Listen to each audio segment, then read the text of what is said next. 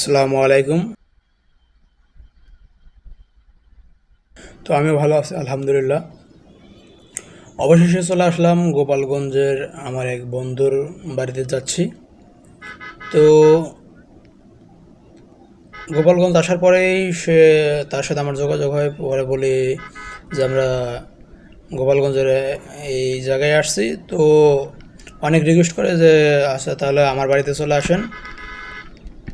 তো গোপালগঞ্জে বঙ্গবন্ধুর জন্মভূমি বা সমাধি ভ্রমণ করার পর চলে আসলাম আমরা সেই আমার বন্ধুর বাড়ি। এখন সে আমাদের জন্য রাস্তায় অপেক্ষা করতেছে। তো এই হলো আমার সেই বন্ধু। তো এখন আমরা যাব তার বাড়ি, যদিও পিছনে জায়গা কম গাড়ির, এজন্য ওকে সামনে বসিয়ে নিলাম। তো ওর বাড়িটা হলো গোপালগঞ্জের বিলের ভিতরে। তো অনেক সুন্দর একটা জায়গায় বাড়ি, আমার কাছে অনেক ভালো লেগেছে। তো এই দিকটাতে একটা জিনিস খেয়াল করলাম যে এদিকে লোকজন পুকুর কাটে, পুকুরের উপরে আপনার পোলট্রি বা ব্রয়লার মুরগি যেটা বলি আমরা সেটা চাষ করে, নিচে মাছ চাষ করে। তো একের ভিতর দুই। অবশেষে সেই পুকুরে পাড় ধরে আমরা চলছি তার বাড়ির দিকে। সামনে দেখতে পাচ্ছেন আমার ছেলে এবং আমার বন্ধুর ছেলে, ওরা দুজন। যেখানে আমাদের হেঁটে যেতে জুলুম, ওরা দুজন দৌড়ে দৌড়ে যাচ্ছে। তো আসলে আমার ভিডিওগুলো আপনাদের কেমন লাগে অবশ্যই সবাই কমেন্টে জানাবেন। যারা আমার চ্যানেল থেকে ভিডিওগুলো দেখেন অবশ্যই চ্যানেলটি সাবস্ক্রাইব করবেন, আর যারা ফেসবুক পেজ থেকে দেখেন পেজটি ফলো দিয়ে রাখবেন।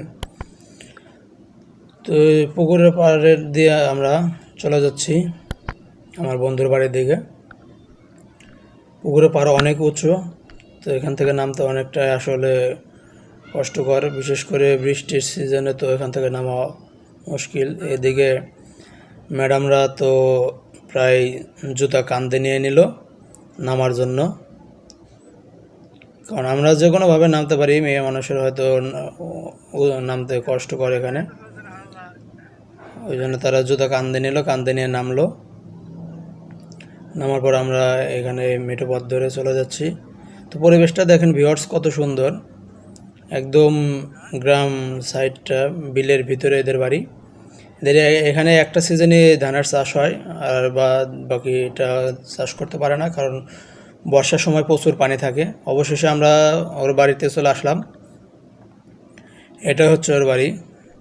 একদম একবার অনুভূতি করে দেখেন যে বর্ষার সিজনটাতে এদের যাতায়াত ব্যবস্থা একটু কষ্টকর, নৌকা ছাড়া চলতে পারে না, তবুও অনেক ভালো আছে হয়তো, কারণ চতুর্দিকে পানি থাকে,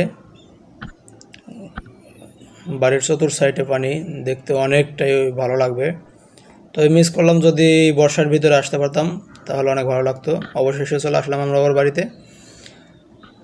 তোর নাম হলো মিহির বারোই, ওরা আমাদের অন্য একটা ধর্মের, ওরা হিন্দু ধর্ম অনুসারী। তো এখানে ওর বাবা দাঁড়িয়ে আছে আমাদের অপেক্ষায়। ইতিমধ্যে বৌদিও ঘর থেকে চলে আসলো। ওকে ধন্যবাদ, সবাই ভালো থাকবেন।